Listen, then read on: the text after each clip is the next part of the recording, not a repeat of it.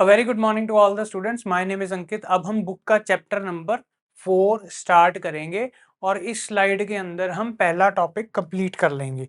ठीक है जी। तो अगर आपने ये चैप्टर 4 पहली बार देखा है तो आप चैप्टर 1 से भी स्टार्ट कर सकते हैं। सारी वीडियोस अवेलेबल हैं, आप प्लेलिस्ट को फॉलो कर लो। And without wasting time we will start chapter 4। अब चैप्टर 4 है एथिक्स के ऊपर। एथिक्स यानी कि जब आपने कोई भी काम करना है तो क्या वो सही है या क्या वो गलत है। तो कुछ रूल्स एंड रेगुलेशंस होते हैं हर सोसाइटी के अंदर, एंड उन्हीं के बेसिस पे हमें पता लगता है कि क्या काम सही है और क्या गलत है। तो चलिए एक्सप्लोर करते हैं।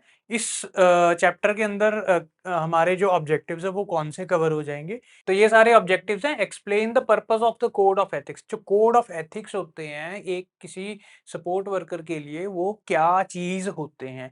Define the belief and value. Belief और वैल्यू की डेफिनेशन क्लियर हो जाएगी। Differentiate between ethics and morals. तो यहाँ पे ना कंफ्यूजन होती है, डिलेमा होता है, तो ये चीज भी आपको इसमें क्लियर हो जाएगा। Identify the basic principles of health care ethics. Health care ethics के बेसिक प्रिंसिपल्स कौन से हैं, तो यहाँ पे हम डिस्कस करेंगे 4 important basic principles. Describe how each of the principles applies to support work. Define the term ethical dilemma. Apply the principles to solve ethical dilemmas. तो एथिकल डिलेमा यहाँ पे लेटर हाफ में बहुत एक इंपॉर्टेंट टॉपिक आएगा जो कि हम नेक्स्ट वीडियो में बनाएंगे। So let's start the topic. तो यहाँ पे अब इनको इस टॉपिक को बिल्कुल डिटेल के अंदर करेंगे।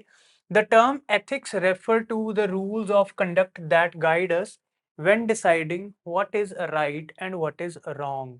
यानी कि जो रूल्स एंड रिस्पॉन्सिबिलिटीज या फिर जिसको हम बोलते हैं रूल्स ऑफ कंडक्ट, ये हमें गाइड करते हैं। किस चीज के लिए गाइड करते हैं? कि हम डिसाइड कर सकें। डिसीजन करना है हमें। डिसाइड क्या करना है कि क्या चीज राइट है या रॉन्ग है। यानी कि क्या चीज मॉरल है, जो चीज राइट होएगी वो मॉरली राइट होएगी या फिर आप उसको मॉरल बोल सकते हैं, और जो चीज रॉन्ग होगी आप उसको इमोरल बोलेंगे। सो कुछ कंडक्ट है हमारे पास, रूल्स ऑफ कंडक्ट। कुछ रूल्स बना दिए कुछ लोगों ने जो सोसाइटी को डिजाइन करते हैं, फिलॉसफी वाले। उन्होंने रूल्स बना दिए कि भाई ये करोगे तो सोसाइटी में इसको सही माना जाएगा, मॉरल माना जाएगा, और ये करोगे तो रॉन्ग माना जाएगा। These rules come from society's expectation of how people should conduct themselves। तो ये रूल्स आते कहाँ से? सोसाइटी की एक्सपेक्टेशन से। यानी कि सोसाइटी की एक हम बोलते हैं ना कि आपकी तरफ कुछ उनकी एक्सपेक्टेशन है, वो आपसे कुछ चाहते हैं। सोसाइटी की क्या चाहता है कि क्या आप किस तरीके से वहां पे बिहेव करें, कंडक्ट कैसे करें खुद को सोसाइटी के अंदर। सो मॉरल्स क्या है यहाँ पे? Morals are the fundamental principles of behaviour. ठीक है ना। सो हमने छोटे होते बचपन में भी पढ़ा था फंडामेंटल प्रिंसिपल्स। तो बहुत इंपॉर्टेंट चीज है फंडामेंटल प्रिंसिपल्स क्या होता है।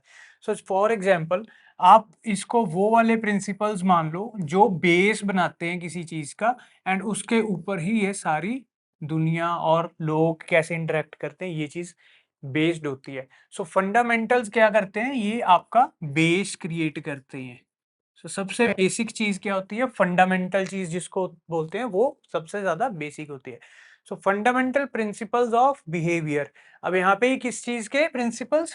बिहेवियर के, कि कैसे बिहेव करना है। ठीक है ना जी, कैसे बिहेव करना सोसाइटी में, एक दूसरे को हम कैसे डील करेंगे, कैसे बात करेंगे, कैसे एक दूसरे के साथ इंटरेक्ट करते हुए आपका बिहेवियर होना चाहिए। So each person believes to be right और wrong for themselves without concern of the legalities और कस्टम्स। और यहाँ पे किसी भी तरह की लीगल बात नहीं हो रही है, किसी भी तरह की कोई कस्टम नहीं हो रही है, कोई रिचुअल नहीं हो रही है। सिर्फ और सिर्फ यही देखा जा रहा है कि सोसाइटी के अंदर हम जब किसी से बात करते हैं या किसी से इंटरेक्ट करते हैं तो उस दौरान जो बिहेवियर होता है आपका, वो कितना राइट या रॉन्ग होता है वो हम खुद ही डिसाइड करते हैं। वो कैसे डिसाइड होता है? जनरली जो आपका बिहेवियर है, जब आप किसी को उस बिहेवियर को शो करते हो तो क्या उस पर्सन को आपसे कोई प्रॉब्लम होती है? अगर प्रॉब्लम होती है तो आपका बिहेवियर रॉन्ग है। अगर प्रॉब्लम नहीं होती तो आपका बिहेवियर करेक्ट है। तो आगे जाके हम बात करेंगे जो पीएसडब्ल्यूज होते हैं तो उनका बिहेवियर बहुत इंपॉर्टेंट है। Because whenever you are dealing with the client और अ रेजिडेंट, तो ये वो पर्सन बीमार है, वो पेशेंट है। आपने उसको केयर भी देनी है, आपने उसको लव भी देना है, आपने उसको नर्चर भी करना है, उसको हेल्प भी करना है एंड साथ ही साथ आपने एक पीएसडब्ल्यू नर्स का या फिर एक क्लाइंट का जो बीच में डिस्टेंस है उसको भी मेंटेन करके रखना है ताकि सोसाइटी के अकॉर्डिंग वो चीज़ बिल्कुल सही रहे। ठीक है, नेक्स्ट देखते हैं। Support workers must be aware that people's culture and personal circumstances may influence their ethical beliefs. तो अब सपोर्ट वर्कर के लिए सबसे इंपॉर्टेंट चैलेंज यहाँ पे क्या आ गया कि लोगों का जो कल्चर है, देखो आपने किसी पर्सन को as a PSW care provide करनी है, तो वो पर्सन फिक्स तो नहीं होगा कि ये इस कल्चरल बैकग्राउंड से, वो किसी भी कल्चरल बैकग्राउंड से आ सकता है। और जब वो किसी भी कल्चरल बैकग्राउंड से आएगा तो आपको खुद को तैयार करना पड़ेगा कि आप उसको उसके कल्चर के अकॉर्डिंग समझ सकें एंड साथ ही साथ उसकी कुछ पर्सनल सर्कमस्टेंसेस भी हो सकती हैं, है ना। फॉर एग्जांपल उनके फैमिली के अंदर एक ही अर्निंग पर्सन हो सकता है उनकी फैमिली के अंदर कोई और मेंटल इशू चल रहा हो या फिर कोई और भी प्रॉब्लम हो। तो एज अ पीएसडब्ल्यू आपने कल्चर को और उनके पर्सनल सर्कमस्टेंसेस को समझना है और ये भी जानना है कि ये दो चीजें मतलब प्राइमरीली उनके बिहेवियर को इन्फ्लुएंस कर सकती है, उनके एथिकल बिलीफ को कि क्या चीज सही है क्या गलत है। उन चीजों को वो एथिकली गलत या सही मान सकते हैं, ये चीज आपको समझनी पड़ेगी। ठीक है ना। उनके मॉरल्स को ठीक है ना, क्या चीज मॉरली करेक्ट है क्या चीज मॉरली रॉन्ग है। फॉर एग्जांपल अगर आप कोई आपका क्लाइंट है वो ऐसे बैकग्राउंड से आ रहा है जहाँ पे बहुत ज्यादा मतलब वहाँ पे मस्कीटोज हैं एनवायरनमेंट के अंदर, तो कुछ लोग फ्लाई जैपर लगा लेते हैं मस्कीटो को मारने के लिए। तो वो कुछ लोग तो कहते हैं कि ये तो भाई एथिकली रॉन्ग है कि आपने क्यों किसी को मार दिया, किसी मच्छर की जान क्यों ले ली, है ना। कि उनके कस्टम्स होते हैं या फिर उनके कल्चरल बैकग्राउंड्स होते हैं। और कुछ लोग सोचते हैं कि नहीं इसको मारना जरूरी है क्योंकि अगर नहीं मारा तो ये आपको इन्फेक्ट कर देगा या आपको कोई ना कोई प्रॉब्लम में ला देगा। सो ऐसे कुछ तरह के कल्चरल वैल्यूज मॉरल्स और बिलीव्स होते हैं जो हर पर्सन को अलग बनाते हैं and all of these influence their actions. और सारा का सारा देखो मेनली कहाँ पे फोकस आ रहा है, सबका फोकस आ रहा है उनके एक्शन के ऊपर। वो मच्छर वाली एग्जांपल के अंदर भी वो क्या था एग्जैक्टली वो क्या करते हैं एक्शन लेते हैं, यानी या तो वो मच्छर को मार देंगे या नहीं मारेंगे। ठीक है ना। सो ऐसी चीजें हैं, कुछ हमारे कल्चरल बिलीफ्स हैं मॉरल वैल्यूज हैं जो कि हमें बताती हैं कि हमने क्या एक्शन लेना है और क्या एक्शन नहीं लेना। तो ये एक पीएसडब्ल्यू को समझने की बहुत ज्यादा जरूरत है। अब बात करते हैं वैल्यूज की। So values are what an individual considers to be worthwhile or desirable qualities in a person।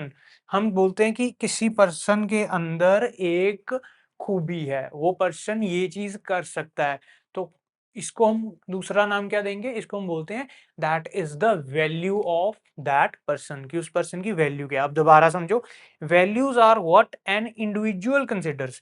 Individual मतलब कोई भी पर्सन, फॉर एग्जांपल मैं हूं तो मैं क्या कंसिडर करूंगा, वैल्यू मैं क्या कंसिडर करूंगा, टू बी वर्थवाइल और desirable qualities in a person. अब मैं सोच रहा हूं कि वर्थवाइल मतलब कोई ऐसी क्वालिटी जिसकी कोई वैल्यू होती है, कोई वर्थ होती है ना। फॉर एग्जांपल हम क्या करते हैं, मान लीजिए मेरे पास एक रिमोट है, तो मैं इस रिमोट को मार्केट से लेके आया, है ना, तो मैं इस रिमोट के बदले में उनको कुछ पैसे पे करूंगा। वो क्यों क्यों करूंगा और कितने करूंगा, वो उतने होंगे बिकॉज वो कितने होंगे, वो उतने ही होंगे जितने इसकी एक वैल्यू होगी। मेरे लिए इसकी क्या वैल्यू, मैं इसको हर टाइम यूज कर सकता हूँ, नेक्स्ट स्लाइड पे जाने के लिए, प्रीवियस स्लाइड पे जाने के लिए, आपके लिए ये आपको पढ़ाने के लिए मेरे को आसानी हो रही है ना। तो इसकी एक कुछ वर्थ है ना, या फिर इसकी कोई डिजायरेबल क्वालिटी है कि भाई ये क्वालिटी है, बटन दबाओ तो आगे पीछे हो जाती है स्लाइड। ठीक है जी। तो ये चीज अगर किसी ऐसी वैल्यू पर्सन के अंदर हो, फॉर एग्जांपल मैं बोलूं कि ये पर्सन बहुत ज्यादा तकलीफ में भी मुस्कुराता रहता है, so what is that, it is the desirable. ठीक है ना, वर्थवाइल या फिर डिजायरेबल क्वालिटी, उस पर्सन की एक डिजायरेबल क्वालिटी है। हर इंसान जो चाहता है कि भाई हाँ ये बहुत अच्छी क्वालिटी है, ये मुश्किल में भी घबराता नहीं, ये मुश्किल में भी मुस्कुराता है। तो ऐसे जो भी किसी पर्सन की वैल्यूज होती हैं, वो जो डिजायरेबल क्वालिटीज होती हैं, उनको वैल्यूज बोला जाता है। ठीक है, नेक्स्ट चलते हैं। अब बिलीफ, अब यहाँ पे हम बिलीफ को डिस्कस करेंगे। सो बिलीफ के लिए हम अलग अलग ले लेते हैं। So belief is conviction that something is true. अब कन्विक्शन क्या होता है? जब आपके पास बहुत ही ज्यादा स्ट्रॉन्ग थिंकिंग पावर के साथ आप किसी की चीज को मान लेते हो, आप उसको कन्विक्शन बोलते हो। So belief is conviction that something is true. जब आप किसी चीज को सच मान लेते हो और आपको उस सच को अपने आप को समझाने के लिए बहुत सारी डिटेल्स हैं, बहुत सारे सपोर्टिंग पॉइंट्स हैं, एंड बहुत ही ज्यादा स्ट्रॉन्ग माइंडसेट भी है आपके पास, तो आप उस चीज को क्या बोलते हैं? That is a belief. For example, अब आगे एग्जाम्पल्स आएंगे, वो हम डिस्कस करते हैं। अब यहाँ पे आ गया बात डिलेमा की। सो डिलेमा क्या होता है? When ever the word is dilemma, तो आप इसको सिंपली कंफ्यूजन सोचेंगे। किसी भी टाइप की जो कंफ्यूजन होती है, उसको डिलेमा बोला जाता है। Ethics and morals are often incorrectly used to mean the same thing. मतलब लोग गलती से एथिक्स और मॉरल्स को सेम चीज समझ लेते हैं, जबकि ये सेम नहीं है। ठीक है ना? So ethics is one thing and morals are different thing. And some people think of morals as focusing specifically on standards of behavior related to sexual activity.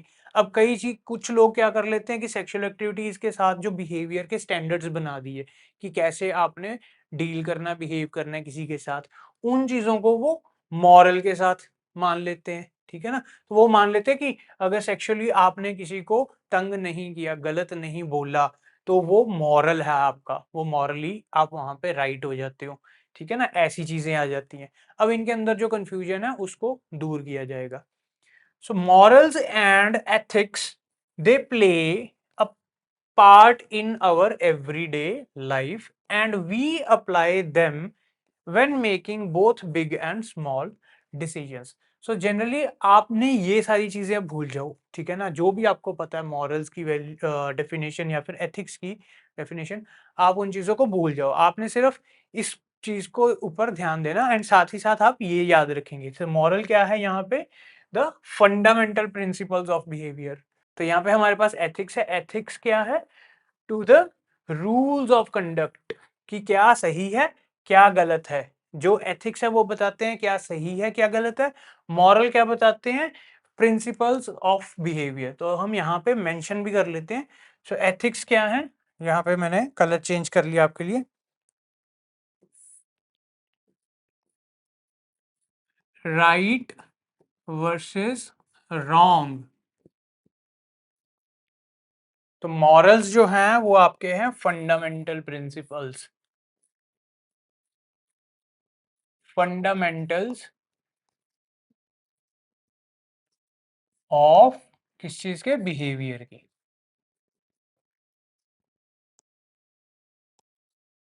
अब आपको यहाँ से बिल्कुल क्लियर हो जाएगा। एक चीज क्या है कि क्या राइट है, क्या रॉन्ग है, वो हम बोलते हैं एथिक्स को। ठीक है? और मॉरल्स बताते हैं आपको फंडामेंटली आपने कैसे बिहेव करना है, किसी के साथ डील करना है। So whether we realise it और not, they have a great impact on our personal and professional relationships. अब ये दोनों चीजों का कौन सी? एक तो पर्सनल और प्रोफेशनल, दोनों तरह के रिलेशनशिप्स के ऊपर बहुत ज्यादा इम्पैक्ट पड़ता है। क्योंकि जब हम किसी के साथ डील करते हैं तो वहां पे हम अपने मॉरल्स दिखाते हैं, हम अपनी मॉरल वैल्यूज दिखाते हैं कि भाई हम आपके साथ किस तरह का बिहेवियर कर रहे हैं। एंड एथिक्स हमारे मन के अंदर चलते हैं कि हमने क्या जो की है वो सही है, ये गलत है।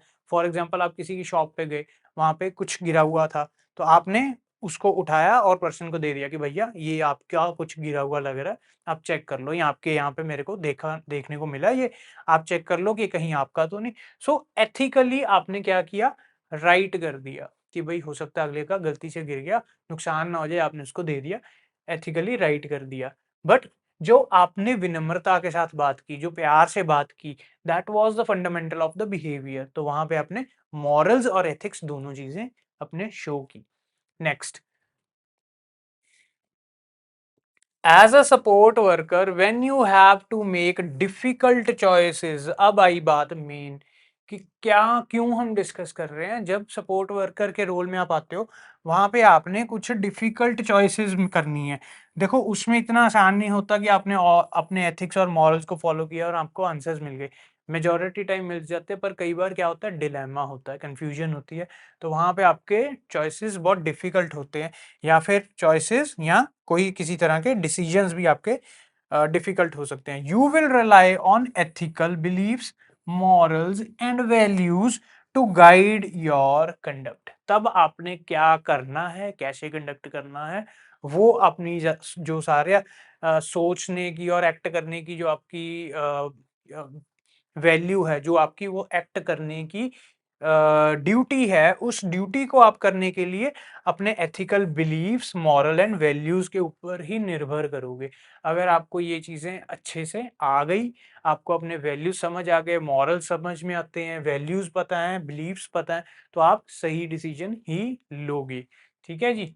नेक्स्ट देखो, अब हम बात करेंगे कोड ऑफ एथिक्स की बात करेंगे। ठीक है जी। सो कोड ऑफ एथिक्स आप ये मान लो कि एक रूल बुक की तरह है आपके पास। ठीक है जी, रूल बुक मान लो इसको। इसके अंदर सब तरह की चीजें बताई हुई हैं कि आपको किस तरह की सिचुएशन में कैसे एक्ट करना है। और ये स्पेसिफिकली पीएसडब्ल्यूज होते हैं जो, उनके लिए तो बहुत ही ज्यादा इंपॉर्टेंट है। बिकॉज आपने जब भी काम करना है, प्रोफेशनल या फिर आप अपने पर्सनल लेवल पे भी जब किसी से डील करते हैं, तो इन चीज़ों को आपने फॉलो करना है। आपके प्रोफेशन के अंदर तो ये बहुत ही ज़्यादा इंपॉर्टेंट है। So members of the health care team have special responsibilities. जब हेल्थ केयर टीम के मेंबर्स की हम बात करते हैं, तो यहाँ पे पीएसडब्ल्यू भी इंक्लूडेड होते हैं। सो मान लीजिए पीएसडब्ल्यू हो गए या डॉक्टर्स हो गए, जो भी ये लोग हैं, इनकी कुछ स्पेशल रिस्पॉन्सिबिलिटीज होती है as they perform professional supportive relationship with clients. किस दौरान? जब वो अपनी प्रोफेशनल सपोर्टिव रिलेशनशिप क्लाइंट्स के साथ यानी कि पेशेंट्स के साथ डील करते हैं, उनके उस समय ये उनकी बहुत ज्यादा इंपॉर्टेंट रिस्पॉन्सिबिलिटी बन जाती है कि आपने कोड ऑफ एथिक्स को फॉलो करना है। So who require care and services. अब आपके क्लाइंट्स कौन है? जिनको केयर और सर्विस चाहिए। To guide health care workers interactions. अब हेल्थ केयर वर्कर है, उन्होंने किस तरह से इंटरेक्ट करना है, क्या करना है और क्या नहीं करना with clients, ethical standards have been established. तो यहाँ पे एक एथिकल स्टैंडर्ड्स नाम की चीज बना दी कि अगर आप पीएसडब्ल्यू हो, अगर आप डॉक्टर हो, अगर आप एलपीएन हो, लाइसेंस प्रैक्टिस नर्स या रजिस्टर्ड प्रैक्टिस नर्स या रजिस्टर्ड नर्स हो, किसी भी तरह के आप इस लाइन के अंदर इन्वॉल्व हैं, तो आपने एथिकल स्टैंडर्ड्स हैं, उनको फॉलो करना है। सो रेगुलेटेड प्रोफेशनल्स कौन से आ गए? अभी जिसके नाम लिए थे मैंने, जैसे कि फिजिशियंस हो गए, नर्सेज हो गए। सो नर्सेज के अंदर आरपीएन, एलपीएन सारे इंक्लूड हो जाते हैं। Are guided by code of ethics. तो ये जो कोड ऑफ एथिक्स है, उसके द्वारा गाइड किए जाते हैं कुछ करने के लिए। क्या करना चाहिए? Bye there governing colleges. किसके द्वारा? सबसे पहले तो गवर्निंग कॉलेजेस, जिस कॉलेज से आपने एजुकेशन की है, डिग्री की है, आपने अपना लाइसेंस लिया है, तो वहां आपको कुछ ये कोड ऑफ एथिक्स प्रोवाइड करते हैं कि आपने ये कोड ऑफ एथिक्स को फॉलो करना है। These codes describe the ideals of the profession as well as standards of conduct that group members must follow. Conducting नहीं, सॉरी, कंडक्ट ही है यहाँ पे। सो कंडक्ट क्या होता है कि क्या तरीका, क्या लहजा फॉलो करना चाहिए, क्या बिहेवियर फॉलो करना चाहिए, किस तरह के आपको काम करने चाहिए और क्या नहीं करना चाहिए। तो ये सारी चीजें आपको प्रोवाइड कर दी जाती है कोड्स के थ्रू, इन कोड्स के थ्रू। और कोड्स कहाँ पे होते हैं? वो उन कोड्स को हम बोलते हैं कोड ऑफ एथिक्स। ठीक है, तो ये एक डिटेल्ड डॉक्यूमेंट होता है, आपको अवेलेबल हो जाएगा, वो आपको लेटर ऑन मैं बता दूंगा। नेक्स्ट मूव करते हैं। Support workers do not have a formal code of ethics. अब कुछ स्टूडेंट्स ने ये सोच लिया होगा कि उस बुक के अंदर सारा कुछ डिफाइंड है, ये करना है और ये नहीं करना। बट नहीं, यहाँ पे क्या होता है, कुछ सिचुएशंस ऐसी होती हैं जहाँ पे आप अनसर्टन हो जाते हो कि भाई कोड ऑफ एथिक्स में तो ये लिखा है, यहाँ इसके बारे में लिखा ही नहीं, अब हम क्या करें। हर चीज तो नहीं लिखी जा सकती ह्यूमन बिहेवियर के related.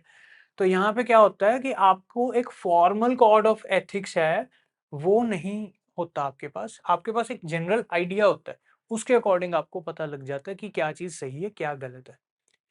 However, each agency or facility has its own code of ethics that describes the values and personal qualities that should guide its employees' work and conduct. अब मान लीजिए आप एक PSW हो, आप कहीं पे काम कर रहे हो, ये एक तो हो गया as a freelance, so directly आप क्लाइंट के साथ डील कर रहे हो। सेकेंडली क्या होता है कि आप किसी एजेंसी के थ्रू काम कर रहे हो या फिर किसी फैसिलिटी के अंदर काम कर रहे हो। अब वहां पे जो कोड ऑफ एथिक्स होगा, जो गाइडलाइंस होगी, वो उस एजेंसी द्वारा आपको प्रोवाइड की जाएंगी। ठीक है ना, कि क्या आपने करना है क्या नहीं करना। एंड इन सम सिचुएशंस अगर आपको किसी तरह की कंफ्यूजन है तो आपने अपने सुपरवाइजर से बात कर लेनी है।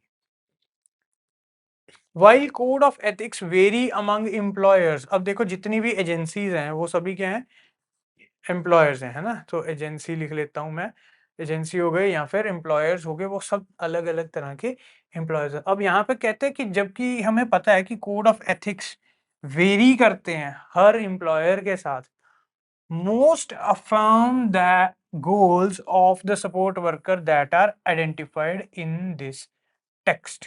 ठीक है ना। सो सबके ऑलमोस्ट ऑलमोस्ट जो गोल्स हैं वो इस टेक्स्ट के अंदर हम एक तरह से जो बोलते हैं ना एक्यूमुलेट करके एक साथ करके उसको समझ सकते हैं। So being an advocate in promoting the clients dignity, सबसे पहले आपके दिमाग में हमेशा एक ही चीज रहनी चाहिए कि आपने क्लाइंट की डिग्निटी को प्रमोट करना है। क्लाइंट की डिग्निटी कभी भी कम नहीं होनी चाहिए। नंबर 2 पे उसकी इंडिपेंडेंस भी प्रमोट होनी चाहिए। ये ना लगे क्लाइंट को कि मेरे ऊपर कोई किसी ने नजर रख ली, मेरे को कैद कर लिया, मेरे ऊपर रूल्स एंड रेगुलेशंस लगा दिए। तो उसकी डिग्निटी नंबर 1, नंबर 2 पे इंडिपेंडेंस, उसकी प्रेफरेंसेस नंबर 3 पे। क्लाइंट ने बोला कि मेरे को ये कलर के कपड़े पहनने हैं तो आप उसको टोको मत, ठीक है ना। सो उसकी प्रेफरेंसेस को आपने हमेशा पहल देनी है। प्राइवेसी, फोर्थ पॉइंट, क्लाइंट की प्राइवेसी भी आपके लिए बहुत इंपॉर्टेंट है। क्लाइंट ने अगर आपको बोल दिया कि आप प्लीज रूम से बाहर चले जाएं, तो आपको फॉलो करना चाहिए without showing any kind of anger, या कोई लड़ाई नहीं करनी है। एंड लास्ट के ऊपर क्लाइंट की सेफ्टी, अगर कोई ऐसा प्रोसेस है जहां पे आपकी क्लाइंट की सेफ्टी कॉम्प्रोमाइज हो रही है, तब हाँ वहां पे आपने क्या करना है, आपने उस चीज को अवॉइड करना है या फिर एक्स्ट्रा साइड से आपने असिस्टेंस लेनी ही लेनी है, ताकि ये कोई प्रॉब्लम के अंदर कन्वर्ट ना हो जाए। As well as honouring the client's right to confidentiality. तो ये आ गई उसकी सिक्स्थ इंपॉर्टेंट चीज कि जब भी आपने जो भी काम करना है, सो क्लाइंट की कॉन्फिडेंशियलिटी भी उसमें खराब नहीं होनी चाहिए। तो ये एक मूल मंत्र बता दिया, जिसमें ये बताया हुआ है कि आपने आपका जो कोड ऑफ एथिक्स है वो क्या कहता है। सो कोड ऑफ एथिक्स क्या कहता है, एक जनरल स्टेटमेंट के अगर हम उसके अंदर हम उसको समझना चाहें, तो वो ये कहता है कि आपने एडवोकेसी करनी है, ठीक है ना, आपने वकील बन जाना है अपने क्लाइंट के लिए। किस चीज के लिए, प्रमोट करने के लिए, क्या क्या, क्लाइंट की डिग्निटी, ठीक है जी, उसका मान सम्मान, इंडिपेंडेंस, उसकी फ्रीडम हो गई, प्रेफरेंसेस उसकी चॉइसेस हो गई हैं, प्राइवेसी उसकी, मतलब प्राइवेसी जब वहां पे वो बोल रहा कि सीक्रेसी चाहिए, सेफ्टी, ठीक है जी, जहां पे उसको कुछ हर्ट ना हो, and lastly the client's right to confidentiality, जहां पे क्लाइंट अपना कुछ चीज आपसे छुपाना चाहता है, चाहे वो उसके पैसे की बात हो सकती है या कुछ और भी बात हो सकती है, ठीक है जी। तो ये सारी चीज भी यहाँ पे इंक्लूडेड है। The principles of health care ethics, अब हम बात करेंगे कि प्रिंसिपल्स कौन से होते हैं हेल्थ केयर एथिक्स के। So most code of ethics are based on the principles of health care ethics, ये हमने पहले स्टार्टिंग में ही एक ऑब्जेक्टिव के अंदर रीड किया था कि जो हमारे पास principle of health care ethics होते हैं वो बहुत ही ज़्यादा इंपॉर्टेंट है। अब ये हेल्थ केयर एथिक्स क्या होते हैं, ठीक है, कुछ तो आपको आइडिया हो ही गया कि हेल्थ केयर एथिक्स क्या होते हैं। थोड़ा सा अब यहाँ पे डेफिनेशन के अंदर आपको रिमेनिंग जो पार्ट है यहाँ पे क्लियर हो जाएगा, ठीक है। Healthcare ethics is the philosophical study of what is morally right and wrong. तो आपने ये वाली चीज हमेशा याद रखनी है, ठीक है जी। जब भी हम करेंगे आपको यहाँ से हमेशा याद रहेगा। सो जब हम एथिक्स की बात करते हैं तो राइट वर्सेस रॉन्ग की बात होती है, ठीक है जी। तो ये चीज बहुत इंपॉर्टेंट है। जब जब आपने हेल्थ केयर एथिक्स की बात की, जहाँ वर्ड एथिक्स आ गया तो यहाँ पे इमीडिएटली राइट वर्सेस रॉन्ग तभी आपके दिमाग में आ जाना चाहिए, ठीक है। सो इसमें क्या है, हेल्थ केयर एथिक्स क्या है, is the philosophical study of what is morally right and wrong when providing health care services, ठीक है जी। एथिक्स किसी भी ऑर्गेनाइजेशन के अंदर, किसी भी प्रोफेशन के अंदर हो सकते हैं, और जब ये एथिक्स हेल्थ केयर के साथ रिलेटेड है तो right and wrong while providing health care services, तो हेल्थ केयर के साथ यहाँ पे रिलेट हो गया।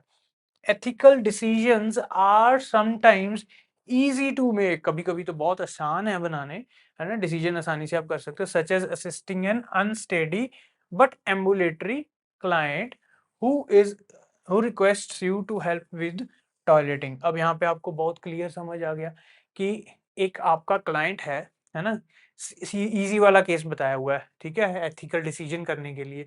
सो इजी वाले के अंदर क्या है कि एक क्लाइंट है वो अनस्टेडी है, ठीक है, मतलब वो संभल नहीं पाता खुद से, अपने आप से वो संभल नहीं पाता, वो अनस्टेडी है, बट एम्बुलेटरी मतलब मूव कर सकता है वो, ठीक है ना, मूविंग कर सकता है। एम्बुलेट मतलब एक जगह से दूसरी जगह मूव करना। सो एम्बुलेटरी है क्लाइंट, पर अनस्टेडी मतलब थोड़ा हिल हिल के चल रहा है, गिरने का डर है उसको। तो who request you to help with toilet, उसने टॉयलेट करना है तो उसने आपसे रिक्वेस्ट की, और आपको पता है कि ये मुझे कैसे करना है, उसको लेके जाना है पकड़ के ताकि वो गिर ना जाए, ठीक है ना। However at other times ethical decisions are more difficult. अब कहता है कि कुछ सर्कमस्टांसेस ऐसे होते हैं जहां पे एथिकल डिसीजंस बहुत ज्यादा डिफिकल्ट होते हैं।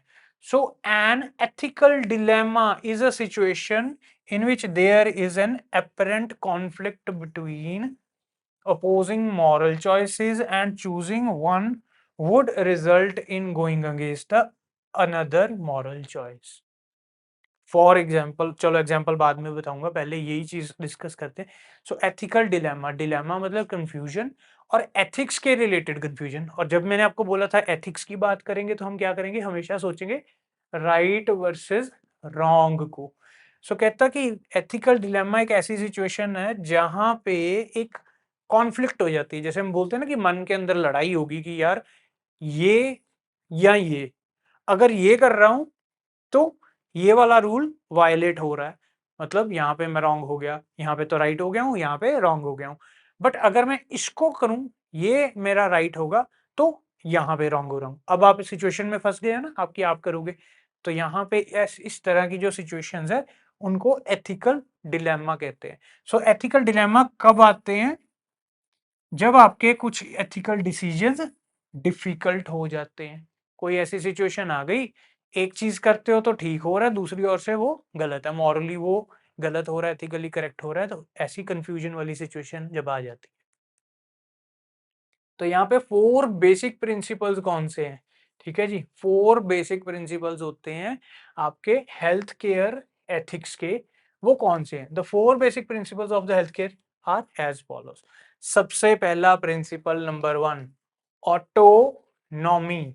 ऑटोनॉमी का मतलब क्या होता है, respecting the client's right to make choices for themselves.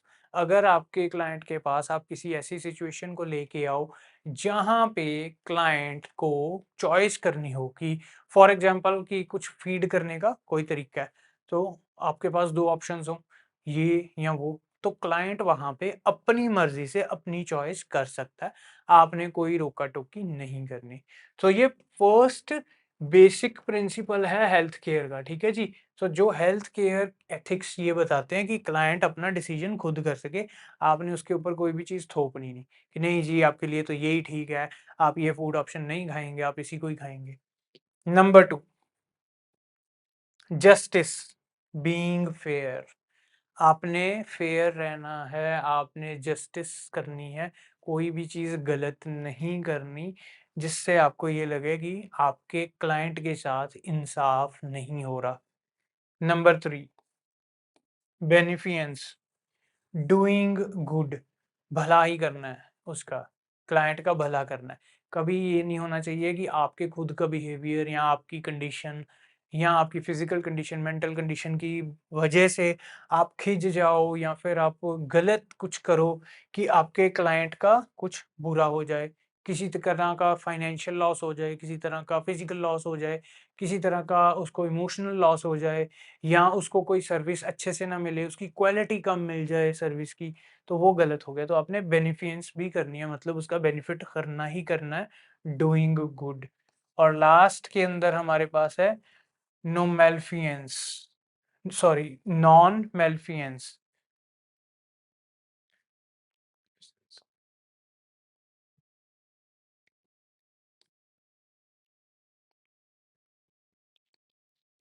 तो लास्ट वाला जो पॉइंट है that is non maleficence, doing no harm, आपने कोई भी नुकसान नहीं करना। सो ये 4 इंपॉर्टेंट बेसिक प्रिंसिपल्स हैं हेल्थ केयर एथिक्स के। तो यहाँ पे आप छोटा सा HCE लिख लो, शॉर्ट फॉर्म से आपको थोड़ा याद रह जाएगा, और ऊपर यहाँ पे बड़ा सारा 4 ऐड कर लो, ठीक है जी।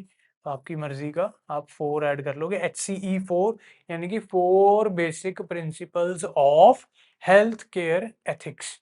तो कौन से हैं? ऑटोनॉमी, ए से ऑटोनॉमी, जे से जस्टिस,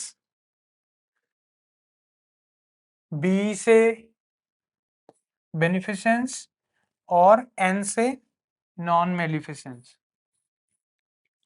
तो ये आपको हमेशा याद रखना है, ठीक है ना। ए जे बी एन 4 HCE, ठीक है जी। इससे आपको थोड़ा सा याद रहेगा, इजी रहता है रिकॉल करने के लिए। नेक्स्ट हम मूव करते हैं अगले पार्ट के अंदर।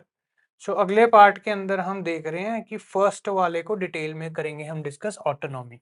सो ये फर्स्ट क्या है, हेल्थ केयर एथिक्स का क्या है ये principle. So health care ethics का प्रिंसिपल जो पहला वाला प्रिंसिपल है दैट इज ऑटोनॉमी। ऑटोनॉमी का मतलब क्या होता है कि क्लाइंट अपनी चॉइसेस कर सकता है, self determination means having the freedom and choice to make decisions that affect one's life. अब डेफिनेटली आप क्लाइंट को सर्विस दे रहे हो तो क्लाइंट ही अफेक्ट होता है यहाँ पे। तो इस केस के अंदर जो क्लाइंट है आपने उसको फ्रीडम देनी है चॉइस करने के लिए, ठीक है जी। सो फ्रीडम जब आप उसको दोगे अपनी चॉइसेस को करने के लिए, तो उससे क्या होगा, ऑटोनॉमी कंप्लीट हो जाएगी, क्लाइंट अपने खुद के डिसीजन बना कर सकता है, ठीक है। अपने डिसीजन करेगा तो उसको अच्छा लगेगा, as long as a person is mentally competent. तो यहाँ पे एक छोटी सी कंडीशन भी रहती है, डेफिनेटली अगर क्लाइंट मेंटली ठीक है, वो अपना सही गलत सोच सकता है, तब आपने उसको चॉइस देनी है, उसको अलाउ कर देना है। बट इन सम केसेस अगर वो नहीं है तब बात अलग हो जाती है। They have the right to make decisions about lifestyle and medical care and services। तो यहाँ पे 3 तरह के डिसीजंस हैं आपके पास, decisions related to lifestyle, related to medical care and services. तो ये उस केस के अंदर हमेशा रहेंगे। This concept is critical to health care ethics. Health care ethics के लिए ये कॉन्सेप्ट बहुत ज्यादा इंपॉर्टेंट है। Laws have been established to protect the client's right to autonomy। भाई इसके लिए लॉज भी बने हुए हैं, आपने रिस्क नहीं लेना। कभी ऐसा मत हो जाए कि क्लाइंट के ऊपर आप कोई डिसीजन थोप दो, उसको बोल दो कि ये चॉइस नहीं आपकी चलेगी, जो मैंने बोल दिया ये करना है, वहां पे आप फंस जाओगे। यहाँ पे लॉज भी हैं, ठीक है, you have to be very very careful. For example, physicians, facilities, and agencies must by law ensure that clients give informed consent before any procedure is performed on them. यानी कि क्लाइंट के ऊपर जब भी कोई प्रोसीजर करते हैं तो एजेंसीज क्या कहती हैं या फैसिलिटीज हैं या जो भी फिजिशियंस है वो ये कहते हैं कि इन्फॉर्म्ड कंसेंट ले लेना चाहिए, ठीक है ना, क्लाइंट से, ताकि बाद में कोई प्रॉब्लम ना हो, कहीं बाद में क्लाइंट ये ना बोले कि आपने तो अपनी मर्जी कर दी जी, मेरा तो आपने पूछा ही नहीं, मेरे से डिसीजन ही नहीं लिया। Clients therefore decide what kind of treatment they want और डू नॉट वांट। तो कुछ केसेस के अंदर क्या होता है कि वहां पे उनको ट्रीटमेंट देने हैं, सो ट्रीटमेंट के कुछ आउटकम्स भी होते हैं, कई बार सक्सेस रेट भी अलग अलग होता है, एंड वहां पे आपने क्लाइंट से पूछना पड़ेगा कि भाई आपको कौन सी वाली ट्रीटमेंट चाहिए, ताकि कल को वो ये ना बोले कि भाई मेरे को तो वो वाली चाहिए थी, इन्होंने तो मेरे को बिना पूछे ये वाली ट्रीटमेंट दे दी। तो इन्फॉर्म्ड कंसेंट यहाँ पे बहुत इंपॉर्टेंट रोल प्ले करता है। सो ऐसी चीजें हैं पीएसडब्ल्यूज को भी सेफ रखने के लिए, एंड इस चीजों को हमने फॉलो करना है, और साथ ही साथ ऑटोनॉमी भी आपको इंश्योर कर देनी है। अब नेक्स्ट हम देखते हैं इसके बाद, as a support worker you must always respect your clients choices. अपनी क्लाइंट की चॉइस की हमेशा रिस्पेक्ट करो। हो सकता है आपको कई चीजें वो ना बता पाते हो, आपके मन में रखते हो, बट आप सोचो कि नहीं नहीं ये तो इसके लिए गलत है डिसीजन, ये इसको ना वो चीज अडॉप्ट करनी चाहिए थी। नहीं, that is not the correct. वो हमेशा अपने क्लाइंट के ऊपर छोड़ो, उनकी प्रेफरेंसेस भी होती हैं साथ ही।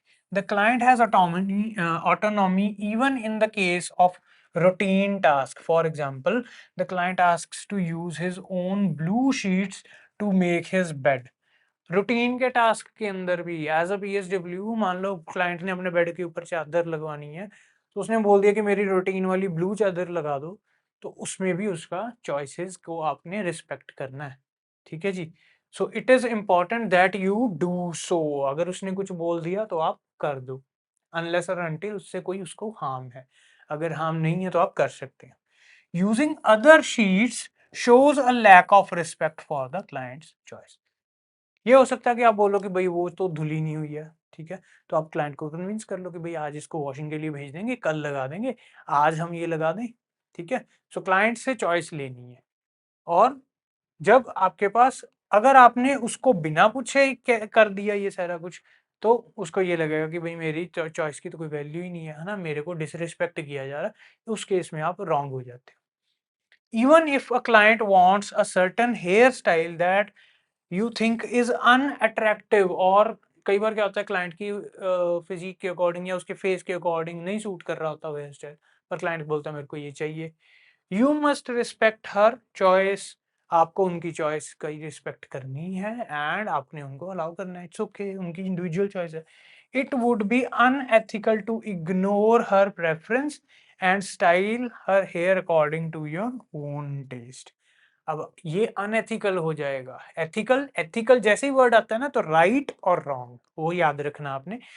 तो यहाँ पे क्या हो गया कि अगर आपने अपने अकॉर्डिंग अपनी मर्जी से कोई चीज हेयर स्टाइल या कुछ चेंज कर दिया तो ये अनएथिकल हो जाएगा, लॉफुली ये रॉन्ग हो जाएगा। Next, respecting a clients autonomy. Respecting a client's autonomy becomes more complicated if you think their decisions are unsafe. अब प्रॉब्लम कहाँ पे आती है, जब एज अ पीएसडब्ल्यू आपको ये लगता है कि भाई इनका डिसीजन ना गलत हो रहा है, तो आप वहां पे फंस जाओगे एथिकली कि यार ये खुद कह रहे हैं कि ऐसा करना है, पर मेरे को लग रहा है कि ये तो गलत है, ठीक है ना, ये इनके लिए नहीं है, तो आप सोचोगे कि मेरे को ठीक कर देना चाहिए। बट यहाँ पे ध्यान रखने की ये बात बहुत इंपॉर्टेंट है, the client has the right to make choices and to take risk, very important. अब हम बात करेंगे एक एग्जाम्पल के साथ। For example, an older client may refuse to use his cane. So cane क्या होता है, चलने वाली एक छड़ी। तो एक छड़ी जिसके नीचे रबड़ लगी होती है या फिर मल्टीपल पॉइंट्स लगे होते हैं ताकि उसका बैलेंस बन सके क्लाइंट का। सो क्लाइंट में रिफ्यूज, वो मना कर सकता है अपनी केन लेने से, in spite of knowing that he is at the risk of falling. चाहे उसको पता है कि भाई वो गिर सकता है, गिर के चोट लग सकती है, After explaining why he should use the cane, you must accept his decision. अब मान लीजिए आपने उसको बोला कि भाई अपनी केन यूज कर लो, वो कहता मेरे को केन नहीं यूज करनी, उसने अपनी चॉइस दी कि मैं केन नहीं यूज करूंगा। पर आप उस कंडीशन में क्या कर सकते हो, आप सिर्फ और सिर्फ उसको एक्सप्लेन कर सकते हो। ठीक है जी, एक्सप्लेन कर सकते हो कि आप अपनी केन यूज कर लो, इसके बिना आप गिर जाओगे, चोट लग सकती है, आपका रिकवरी टाइम भी बढ़ सकता है और कॉम्प्लिकेशन भी आ सकती है। पर अगर फिर भी वो मना कर दे तो आप कुछ नहीं कर सकते, आपने उसकी चॉइस की रिस्पेक्ट करनी है एंड जैसे वो बोले वैसा ही आपको करना पड़ेगा, what ever it may be. Always consult with your supervisor if you have concerns about the client's safety. अब यहाँ पे आप क्या चीज कर सकते हो, आप अपने सुपरवाइजर के साथ कंसल्ट कर सकते हो अगर आपको लग रहा है कि क्लाइंट की कहीं ना कहीं सेफ्टी कॉम्प्रोमाइज हो रही है। इसके बाद हम बात करते हैं next, respecting your clients autonomy also means that you do not जज देयर चॉइसेस और लाइफस्टाइल। तो आपको मैंने स्टार्टिंग के अंदर ही बताया था, आपके जो क्लाइंट होंगे वो किसी भी कल्चरल बैकग्राउंड से हो सकते हैं, वो किसी भी तरह की मॉरल वैल्यूज रख सकते हैं, उनकी किसी भी तरह का अलग थिंकिंग हो सकती है और अलग परसेप्शन भी हो सकती है। एंड अगर आप क्लाइंट की ऑटोनॉमी को मेंटेन करते हैं, आप क्लाइंट की ऑटोनॉमी को रिस्पेक्ट करते हैं, इसका मतलब ये है कि आप उनको जज भी नहीं करते and that is a positive point. While you base your judgments and opinions on your values and standards, your client may have values and standards that are different from yours. तो जैसे हम अपनी वैल्यूज के according, अपने standards के according अपनी judgements करते हैं, तो हमारे क्लाइंट की भी स्टैंडर्ड और वैल्यूज हो सकती हैं एंड हमें पीएसडब्ल्यू होने के नाते हमेशा और हमेशा क्या करना है, क्लाइंट के जो स्टैंडर्ड्स और वैल्यूज है उसको रिस्पेक्ट करना है, उसको फर्स्ट प्रेफरेंस देनी है। फॉर एग्जाम्पल, अब यहाँ पे हम एग्जाम्पल की बात करेंगे, a daughter decides that her mother needs care in long term facility. अब किसने डिसाइड किया, डॉटर, यानी कि बेटी ने डिसाइड किया कि उसकी मदर को क्या चाहिए, लॉन्ग टर्म केयर फैसिलिटी। ये उसका डिसीजन है डॉटर का अपनी मदर के लिए। In your culture children usually take care of the aging parents. हमारे कल्चर के अकॉर्डिंग यानी कि पीएसडब्ल्यू के कल्चर के अकॉर्डिंग क्या है कि पेरेंट्स की जो केयर है वो उनके बच्चे करते हैं, आ, उनके बच्चे, चिल्ड्रन या फिर ग्रैंड चिल्ड्रन करते हैं, है ना। You do not understand why the daughter will not take care of her mother at home. तो अब आपको ये बहुत मुश्किल लग रहा है सही समझने का कि भाई डॉटर पता नहीं क्यों नहीं, है ना, केयर कर रही, क्या प्रॉब्लम है, ऐसी क्या बात है। So a client has multiple tattoos and body piercing. ठीक है जी, तो यहाँ पे क्या हो गया कि जो भी उनके कल्चर के अकॉर्डिंग करेक्ट है, जो भी उनके कल्चर के अकॉर्डिंग सही है, उसी को ही आपने सही मान के चलना है। आपके क्लाइंट की जो डिसीजंस हैं, जो वैल्यूज हैं, मॉरल वैल्यूज, एथिक्स हैं, उनको ही आपने प्रायोरिटी देनी है, अपना कुछ से इम्पोज कुछ भी नहीं करना। Next example, a client has multiple tattoos and body piercing. एक आपका कोई क्लाइंट है, उसके बहुत सारे बॉडी पे टैटूज और पियर्सिंग है। पियर्सिंग मतलब जैसे वो यहाँ पे कुछ कट करवा के स्किन में कोई रिंग डाल लिया, कोई वो छोटा सा यहाँ पे, ठीक है ना, मेटल का पार्ट डाल लिया। You disapprove of tattooing and body piercing, and आप इस चीज से सहमत नहीं हो। अगेन यहाँ पे प्रॉब्लम हो जाएगी, आप अपने क्लाइंट के अकॉर्डिंग काम नहीं कर रहे हो, आप अपने क्लाइंट की ऑटोनॉमी को रिस्पेक्ट नहीं कर रहे हो। Third example, a client mentions to you that he has decided not to seek treatment for his cancer. Client ने डिसाइड कर लिया कि मेरे को अपनी ट्रीटमेंट नहीं करवानी, you believe he should try everything possible to save his life. तो यहाँ पे अगेन आपको अपने क्लाइंट की डिसीजन की रिस्पेक्ट करनी है। आपने खुद से कुछ नहीं इम्पोज करना कि नहीं नहीं आपको तो इलाज मिल जाएगा, आप ट्राई करो, आप हिम्मत मत हारो। मतलब मोटिवेट करना इज डिफरेंट थिंग, बट आपने उसके चॉइस को चेंज करने की कोशिश नहीं करनी, उसके चॉइस को रिस्पेक्ट करनी है हमेशा से। That's all for today in this part. इसके नेक्स्ट पार्ट में हम आगे मूव करेंगे as there will be we will be discussing the second healthcare ethic health care ethic का प्रिंसिपल है जो प्रिंसिपल नंबर 2, वो हम नेक्स्ट वीडियो के अंदर डिस्कस करेंगे। अगर आपको वीडियो अच्छा लगे तो अपने फ्रेंड्स के साथ इसको ज़रूर शेयर करें और लाइक सब्सक्राइब करें। Thank you everyone.